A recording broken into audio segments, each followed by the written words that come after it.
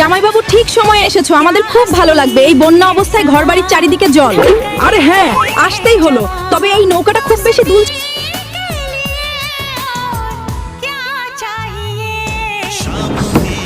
শালি ভাই, নৌকায় এত জোরে নিয়ে যাচ্ছ, নৌকা টলটল করছে, ডুবে যাবে না তো?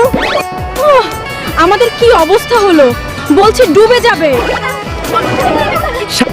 সামনে একটি কলার ভেলা, গাছটি ধরে সাঁতার কেটে যায় দুইজনে।